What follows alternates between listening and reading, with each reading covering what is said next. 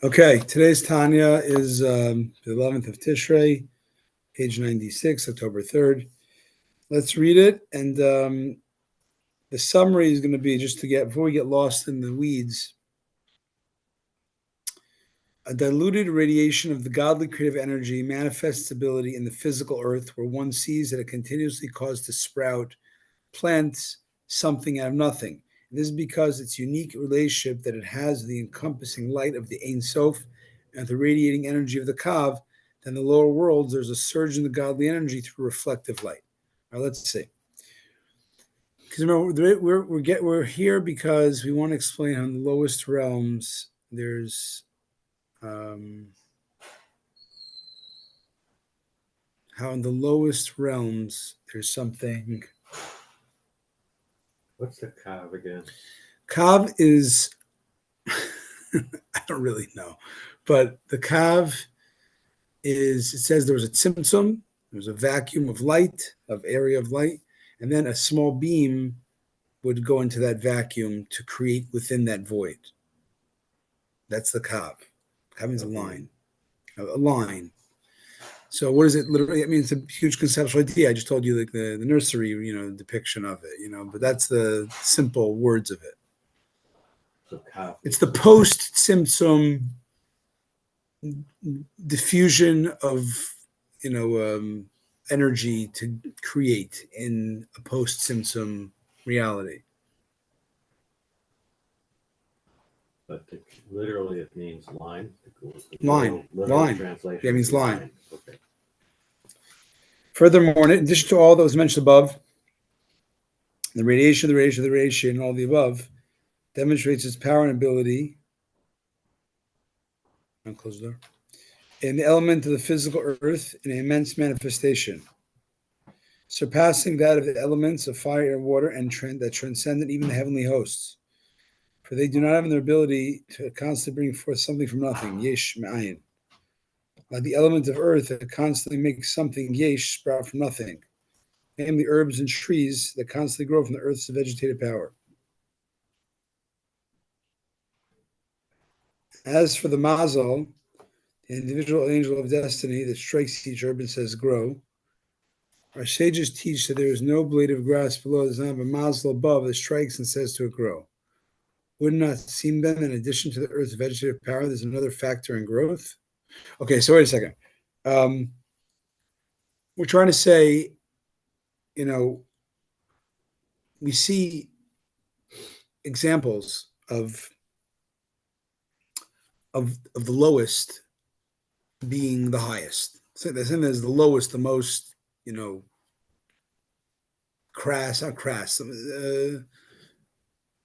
non-spiritual, the most physical. You can see that being the rooted in the highest. How? Do you see water growing trees? I mean, hydroponics, maybe, but you see, in the earth, you see that you put a little seed and you get a huge oak tree, a huge whatever, olive tree. Wow. Which is crazy because how does that happen? So the way Tanya explains it is elsewhere in here is that the seed is just a trigger to bring out from the earth a particular tree. That makes sense. I don't know how it works with the way science looks at it, but the seed is such a minuscule thing, but it triggers all the minerals and the power of the earth to bring out an infinitesimally bigger tree. Miracle. Okay, so you see, again, it's not exactly something from nothing because you could say, oh, there's a little bit of seed, but it's kind of like something from nothing, right? It's like where something extremely unexpected of a different quality and size and thing is coming from the earth. Now, you might say, wait a second. Earth grows tree, but it says that in the Gemara, that in the Medrash, that a tree, no vegetative thing, even a blade of grass does not grow without an angel, a mazel, meaning an angel, telling it to grow. So wait a second, that would seemingly be a contradiction because we're trying to prove yesh ma'ayin, an example of a phenomenon of something from nothing. Okay, tree from ground, something from nothing, right? No, trees are not something from nothing. No, it's something from something. I mean, But the important thing is saying that it looks like. I think it's more than just. But you're right. It's still something, but it's more. It's the quality of what the result is seems to have no relation to the puny source that it comes from. Okay, it's a transformation. It's a treasure. It's not exact because there is something. There's even if there's a seed, it's something, and the earth is. But it seems like because there's no truth is in our there's no this world's also not something from well it's something from nothing I guess, but I guess it seems like something from nothing more than other things. Wait a second, doesn't the Medrash in the Talmud say that?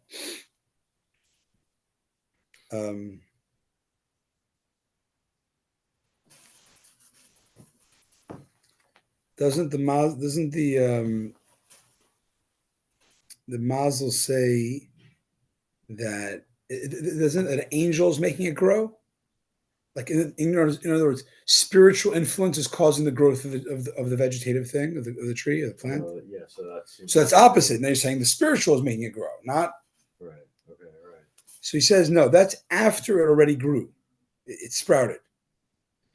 The mazel does not. The mazel means the angel does not tell it to sprout ex nihilo into substance, but only to grow from being small to being large or to bear fruit of its particular species. I'm saying once there's the initial sapling or whatever, then it can. Then yes, there's the spiritual influence of causing it to grow. Mm-hmm. From before it sprouts, to whom would the individual mazel of each particular herb ordain all its details?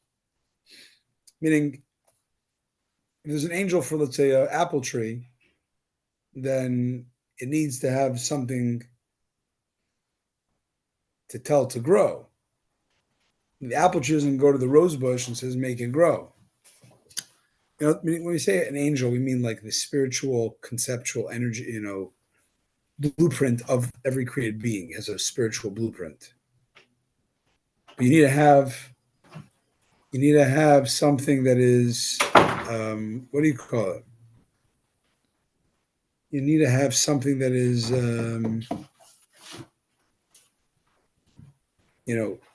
something to tell to grow. The above mentioned plants of the earth grow then from the vegetative property within it, which is insubstantial and spiritual while they are physical.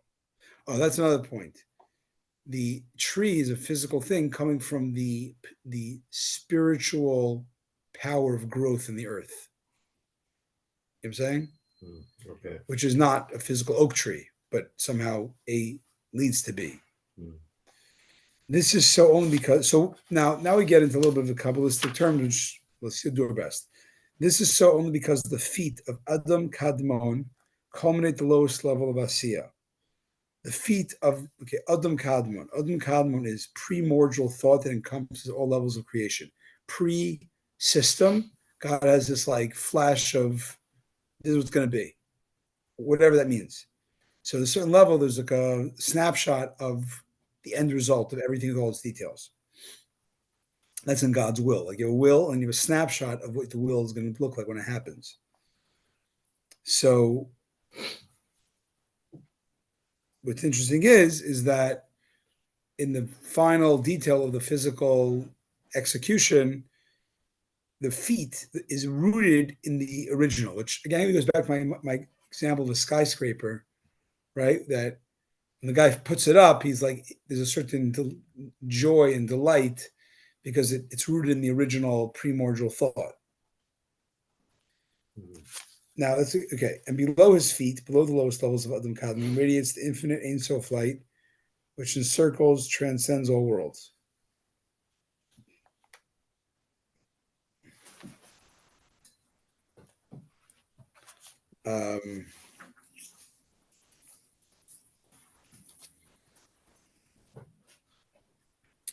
Below his feet radiates the infinite.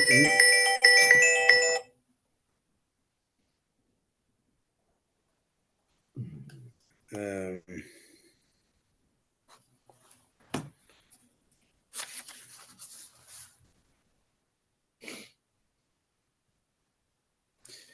Below his feet radiates the infinite Ein Sof light, which encircles, transcends all worlds.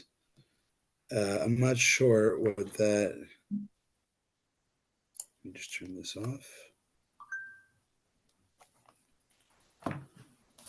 Um,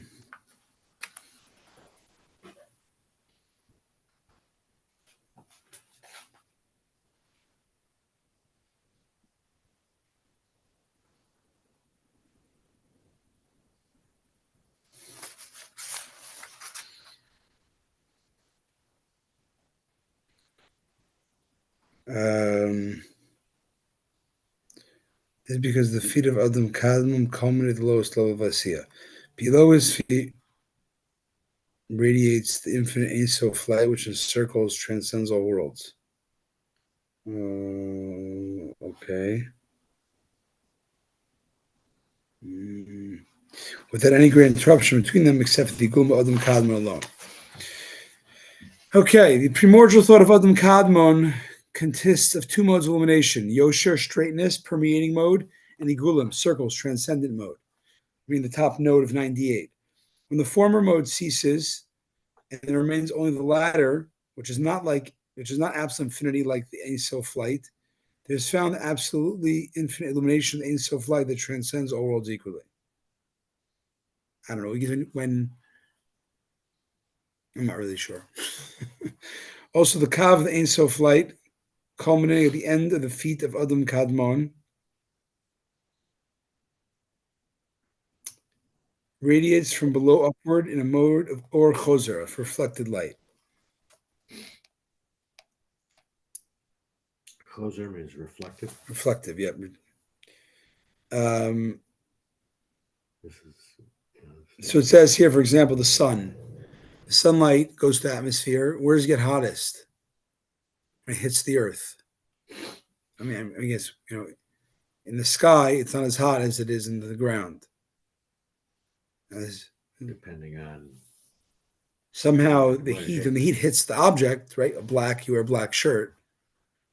It's much hotter than it would be where, just going through the atmosphere. And we're talking in the first, millions. We're talking within our world. Someone when it hits something, it becomes there's intensity at the end. And that's what you're seeing when the light, there's Hashem giving the light down here, and then there's, when it's done, there's the light going back up. To be honest, this thing we really have to look in. I don't know if I'll get to it. The Steinsaltz Tanya, it's going to probably have like 10, like 50 pages on this, on this whole thing. But just to give it from here, it's saying that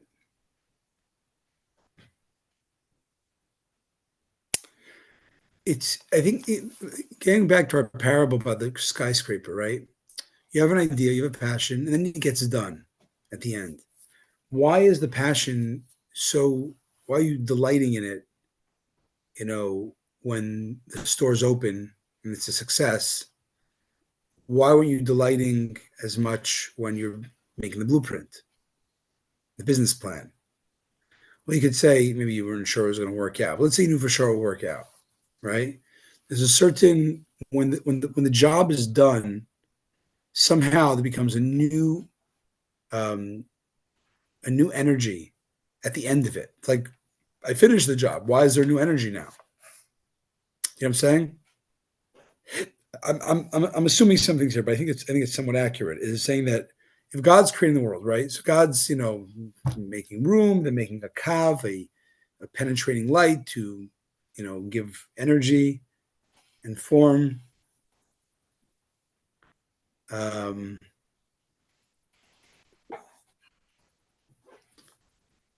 So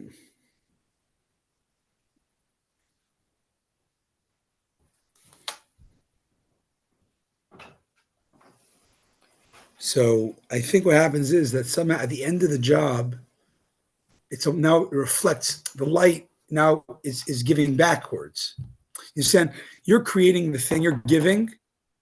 Okay, that's great. It gets, it goes down until it creates. But once it's done, then the created being is giving the satisfaction back upwards. That makes sense. I mean, I don't think I'm not exactly sure, but I think we can see our own self. Like you plan, you do something, and then it's done, and there's a satisfaction that's giving back. The satisfaction giving back is almost like the thing you gave to is now giving back to you. That's the Or Choser, I believe. Mm-hmm. This is like the investment of the Kav in the Kesser levels, in the Arich Pin, and Abba and Ima, Chachmabina and Zah, which is Zah is a code name for the six Midos, Nukfas, Malchus, which radiates as Or Choser from Malchut to Atzilut. And Malchut to Atzilut, if the spheres are considered from below upward, is thus a category of Keter. As we said earlier, Nos Tchilas Musayfan. The beginning is wedged in the end. You know the story, the Medrash. I'm doing my best to understand this myself, and not not be a total charlatan here, snake oil Tanya salesman. The Medrash of when God created the two great luminaries by day 4. The sun and the moon initially were the same size, and the Medrash says the moon said, "Hey, how could there be two kings?" So God's like, "You're right. Diminish yourself, and you'll become the receiver of the light from the sun." And the moon complained, "That's not fair. I bring up a good point that I have to be diminished." And God basically tries to placate the moon and cannot, and says, "You know what? Fine. I'll bring a sacrifice. The Jews will bring a sacrifice every Rosh Chodesh because of this injustice, quote unquote, to you." The goat that they bring in Rosh Chodesh. That's the Medrash, basically, if you remember it. Mm-hmm. So really, what's going on there? That's a huge. Tzvi Freeman on Chabad.org, and the book. He has a book called Heaven Exposed, where he does like playwright adaptation of Hasidic ideas, like screenplays, and he does this whole like screenplay of the sun complaining to God, the moon complaining to God. Essentially, what it is exact. It sounds like very random and legend like, but really it's about the idea of giving and receiving. That is the system of creation. There's giving. There's the zaz, the flow of the let's say the first 9 midos, the spheros, and malchut is its own category. It's a receiver. It's nothing of its own. It's a receiver. And this plays into the way a baby's born, a man and a woman, right? We give a receiver, right? So giving and receiving is really the basic formula of creation. Originally, before the moon complained, it was like, no, everything will be just dandy. There'll be no rich and no poor, no giving, no receiving. The moon's like, that can't be. It's got to be receivers. Like, you're right. Why the moon had to be the one to say it, but the one is like God's. Yeah, it has to be. It has to be givers and receivers, right? So, and that's depicting the sun and the moon. Sun is the ultimate symbol of giving the light, generating the light, and the moon is the ultimate symbol of only reflecting, receiving the light. So, typically, who has more of the energy, the giver or the receiver? You'd say the giver. The giver has a lot. It goes down until it tapers it to the receiver. That's what we call, or yosher, a straight. I think it's or yosher, a straight light. It comes down. Now, what he's pointing here is the idea of or choser. God, I don't know if this is in the Medrash, but the way Chassidus looks at it is like God told the moon, I'm really sorry. It really stinks to be the needy receiver, right? The non-self-generative energy. You're totally vulnerable and dependent on the flow. And it's a travesty. God agrees, I'll bring a carbon every month because of this. It has to be, but until Mashiach comes, That's the way it has to be. There's going to be givers, receivers, not just in people, but in the cosmos. And it's unfair to the receiver because it stinks to be in darkness and be vulnerable and all that. Right? No one wants to be poor, but it has to be. It has to be because that's God's deep desire and plan for whatever reason. That's the way the system has to be. When Mashiach comes, now the reality is though, we say in tzedakah that more than the giver gives the receiver gives the giver. Understand this? More than the wealthy man, the burger, the bourgeois gives the poor man. The poor man is giving the burger. How? Well, maybe I'm not sure exactly how. Maybe by purpose and maybe giving blessing. I'm not sure exactly. I don't know the translation. The opportunity to perform a mitzvah, right? Which is the purpose, the raison d'etre of the burger, right? So, what we're saying here is, it's a little bit of an insight of what you get back, what the receiver is giving back. The receiver is giving back a reflective light. So, what will be an example? The rich man gives the poor man, and what's the poor man? I'm only giving you your purpose. I'm just giving you like your deepest purpose in existence. Let's say a father and a mother, right? The father gives, provides both in providing or in even insemination. And what's the mother give back? A baby, like right, like. That's way more than way more than was given. You only give the deepest purpose of the father. I'm playing with him. I'm not really sure, but I think it's along those lines. That's or choser. Now, when Mashiach comes, we're going to see how the receiver actually was the greater orchestrator in a way of light, even though it had no light, but it only received light. But in a way, it was a greater receiver of light. In other words, the or choser will be very palpable. Now it's like for a poor man to give from a rich man, you say the poor man gives rich man. It's like it takes a stretch of imagination. It'll be obvious then. There will be a world of purpose and meaning. It'll be obvious that the poor man is gave more throughout history. The receivers. Anyways, that's just. And why is that? You could say also the beginning is much the end, because ultimately God's making all the light in order to create the end product. Right? An inventor can have all this like tinkering and this, that. If it doesn't have the end product, it's all worthless. Not worthless. It's not, it's not his deep-rooted desire to, playing out. Anyways, it's likewise the culmination of the Kav of the Ein Sof light, culminating at the ending of the Yosher of the feet of Edom Kadmon. I.e., the Kav then radiates from below upward, from the glimmer of the glimmer, to the category of the light of the Neshama of the Malchut of Atzilut, blah, blah, blah, blah.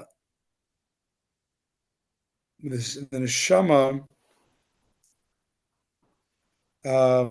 is actual divinity, originating in the Chitzoniut, the exterior aspect of the Kelim Malchut of Atzilut.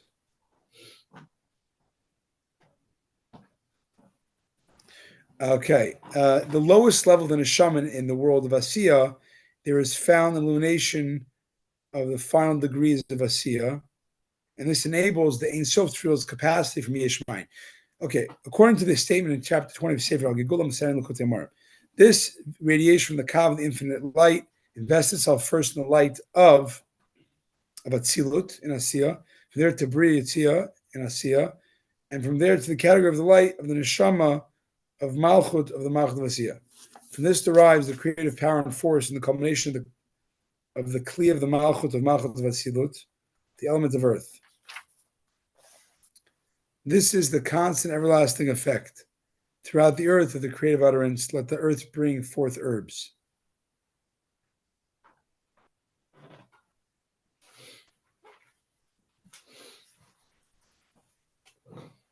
In a mode of infinitude. And not only during the 6 days of creation, as with the fiat, let the waters bring forth an abundance of creeping creatures, and the fiat let the earth bring forth living beings. I'm not sure what I'm saying here.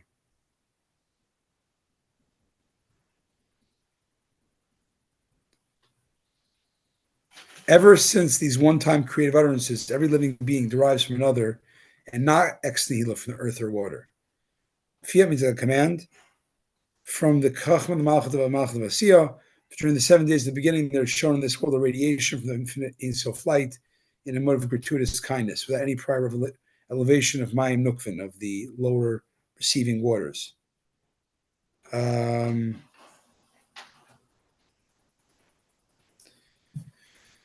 fiat let the earth sprout forth, but conscience operates constantly to make grasses and trees and fruits sprout ex nihilo into substantiality constantly year by year.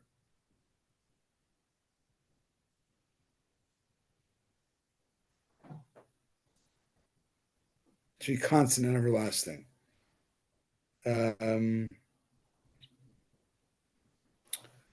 This constancy is a kind of infinity.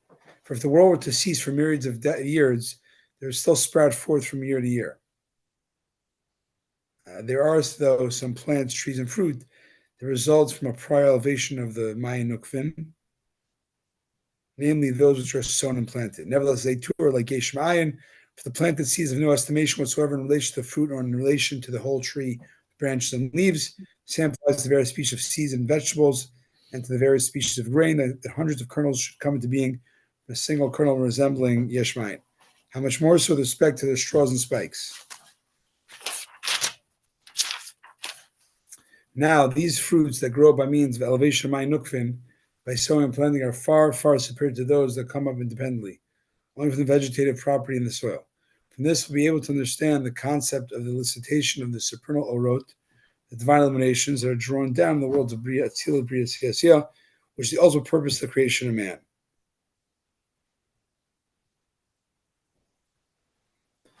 As explained elsewhere. Okay. We're going to go on.